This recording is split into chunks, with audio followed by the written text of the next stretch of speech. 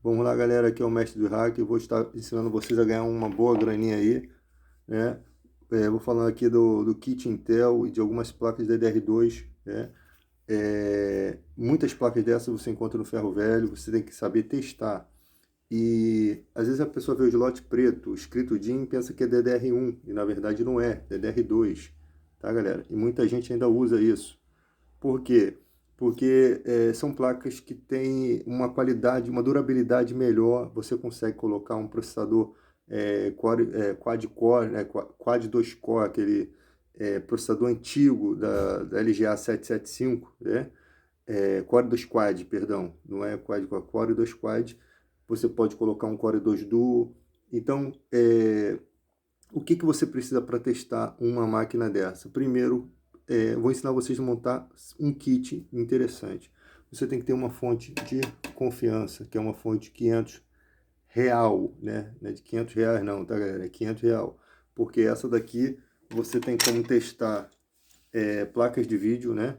Se você não tiver uma fonte com esse plug, você pode comprar um adaptador, que existe adaptador, que você liga nesse aqui e sai daquele lá. Você tem que ter uma fonte que seja confiável, você tem que ter memórias que sejam confiáveis, tá, galera? Então essa daqui, eu uso aqui um papelzinho para limpar, né? E tiro toda a sujeira dela aqui, ó. Vê que a sujeira dela fica aqui. Então você tem que ter uma fonte confiável, uma memória confiável, uma ventoinha dessa daqui para você não queimar o processador. Olha ali, uma ventoinha solta. Era até de um outro computadorzinho, né? Que é aquele computador que vem com processador fixo. Você tem que ter processadores LGA 775 que estejam bons. A maioria estão bons. Dificilmente esse processador estraga. E ali você sempre observar direitinho se a placa está em boa condição, ligando e tal. Uma placa de vídeo confiável, você sabe que está funcionando. Por quê? Porque às vezes você liga na onboard, a onboard está ruim, você coloca aqui a placa de vídeo e você descobre que ela funciona com a placa de vídeo, tá? E a onboard aqui não funciona. Então, galera, tudo isso daqui para você fazer um teste e não ter dor de cabeça, você tem que saber a fonte está boa e você tem que ter um kit só para teste, só para você utilizar nesses testes, né? Para você ganhar um dinheirinho. Vai ser sua fonte de trabalho, sua bancada de trabalho. Um multímetrozinho desse vagabal. Se quebrou a ponteira, você pode aqui improvisar, né? Com uma agulha enorme, que também ajuda você a fazer certos testes, né? Você tem que ter baterias dessa daqui, de confiança, saber que ela está com 2 volts e 90, 2 volts e 60, não pode estar menos de 2 volts, tá, galera? Para você utilizar. Então, você sabendo disso, você vai começar o seu teste. Uma plaquinha dessa daqui, um conjuntinho completo desse, você consegue 100, 120, 130 reais, até mais. Com processador, cooler e completinho assim, bem funcionando. E outra coisa, você pode fazer o vídeo mostrando o funcionamento dela, teste os dois slots. Às vezes, um slot de memória está queimado, o outro está bom. Aí você tem que falar para o cliente, ó, tem um aqui, mas um dos slots está ruim, tá? Aí às vezes a pessoa quer ficar, às vezes a placa não fica no utilizado não.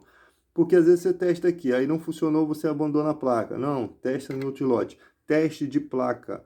Primeiro, é um teste básico, fonte, uma fonte confiável, com um plug de 4 pinos, não esqueça de ligar. Uma fonte confiável seria uma dessa daqui, né? Essa daqui, né? Tem umas vagabundas que tem, umas vagabundinha aí que vem com essa ventoinha enorme aqui, mas não é a mesma coisa, né? Acabei falando palavrão aí no vídeo.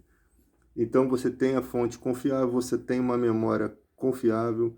Esse é o teste básico. Um processador confiável, uma ventoinhazinha dessa aqui só para você refrigerar aqui, tá?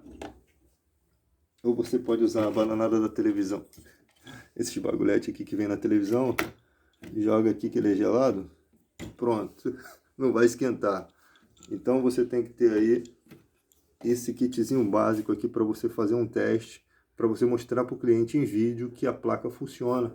Então o cliente vai levar. Outra coisa, você pode também ter uma caneta para você identificar suas peças, aquela caneta que você só enxerga o que está escrito com a luz ultravioleta, né? Uma caneta ultravioleta. Você marca as suas peças com a sua assinatura, então você bota a luz ultravioleta, você vê que aquela peça é sua. Porque tem uns malandrinhos aí, os miseráveis que compram a peça contigo e depois tem uma placa igual à sua e diz que a placa não funciona. Aí ele traz de volta e aí ele não sabe que a tua identificação está na outra, né? Ó, tá com a assinatura, você pode botar a etiqueta também, ó, não rompe essa etiqueta, senão vai perder a garantia, né? Coloca aqui assim, ó, assina, cola bem, ó, se romper aqui o lacre, tá? Bota um lacre, pode botar um lacrezinho também, daqueles, porque tem uns miseráveis aí que são malandrinho, compra a peça contigo igual e depois quer vir trocar falando que o troço tá com defeito, na verdade ele quis agir de esperteza contigo. Então fica esperto, galera. O mundo aí, ó, tem um monte de gente idiota. Então, galera, geralmente as placas têm que estar em boa condição. Você olha, observar se não tem zinabre, né? Muitas vezes, um zinabre desse aqui, ó, que tem aqui, você raspando um pouquinho aqui, ó, com a chave, lógico, com tudo desligado, faz a placa voltar a funcionar. Principalmente essa daqui não tem, deixa eu ver a outra placa aqui, esses terminais aqui, galera. Às vezes ele está um pouco enferrujado e você faz aqui assim, ó, só um pouquinho, não precisa raspar forte não. Um álcool isopropílico já ajudaria, né? Ou um limpa-contato e a placa volta a funcionar, né? Com ela desligada aí, ó, você dá uma raspadinha aqui quando está muito enferrujado e a placa volta a funcionar. Outra coisa, às vezes, tá com problema na BGA, então você liga a placa e aperta aqui, ó, apertou essa, deu vídeo, você vai ter que fazer um rebo aqui, tá? Um rebuling, né, que fala, um aquecimento lá com a estação de retrabalho. Você pode fazer um recuo por baixo ou diretamente tirando esse dissipador de calor, ou na outra BGA aqui, tá?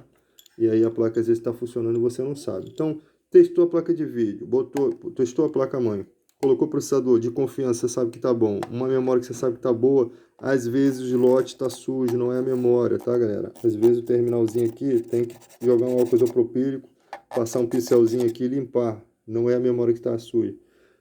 Slot PCI Express, você colocou sua placa de vídeo de confiança, você descobre às vezes que a VGA está ruim, então essa placa funciona com placa de vídeo, explica para o cliente, ó, só funciona com placa de vídeo, e o cliente leva sabendo, e aí você ganha um dinheirinho aí para matar a fome da galera aí, tá, galera? Dei uma pausa aqui para espirrar, né? Passei um vírus aqui para a placa. Então, galera, fica a dica aí. Essas placas você encontra no ferro velho. As que estão ruins, você pode utilizar certos componentes, né? Aqui, ó, estude sobre os MOSFETs, que são os que dão mais problema, né? MOSFET de entrada, que faz o chaveamento da placa. Esses MOSFETs aqui, você pode retirar, né? Alguns, não vai tirar tudo da placa, senão as pessoas não compram isso aqui. Essas placas azuis, verde, DVD, tudo a galera compra por um bom dinheiro. Processador, preço diferente. Memória, preço diferente. Placa de televisão já estão comprando também. Essas placas mais baratinho, é R$1 o quilo, mas você pode juntar uma quantidade boa. Então, galera, os MOSFETs é muito bom você guardar. Ele tem as identificações dele, ó. Na própria... Você pode usar uma lupa se for difícil de você enxergar. Mas aqui, ó, ele tem a identificação dele, o modelo, né? E o teste aqui é interessante, que olha só, galera, vou deixar um basicão aqui para vocês. Se um desses dois aqui tiver ruim, ó, aqui é um conjunto, esses três, o de alta e os dois de baixa. Um de alta e os dois de baixa. Testou isso aqui, testou a ponteira do multímetro aqui, bota a negativa na chapa da máquina, né? Coloca na escala de corrente contínua, né, de voltagem do multímetro, que é essa daqui, galera, 20 volts, tá? Colocou a ponteira preta aqui, né, na chapa, você vem testando aqui, ó, colocou uma ponteira aqui, deu 12 volts, aqui também tem que dar 12 volts, porque esse jogo aqui é igual, tá, galera? Então você às vezes descobre que um desses dois está ruim, um desses três aqui, quatro, né? 1, 2, 3, 4. Está ruim simplesmente fazendo a comparação entre eles, porque eles têm o mesmo funcionamento, tá? Isso aqui ninguém passa para você. Então, tem o mesmo funcionamento. O que é aqui, a voltagem aqui vai ser aqui e nos demais também. Porque esse circuito de chaveamento, ele tem a mesma voltagem, ele tem a mesma função, tá? Depois você vem para cá, ó, tem dois iguais.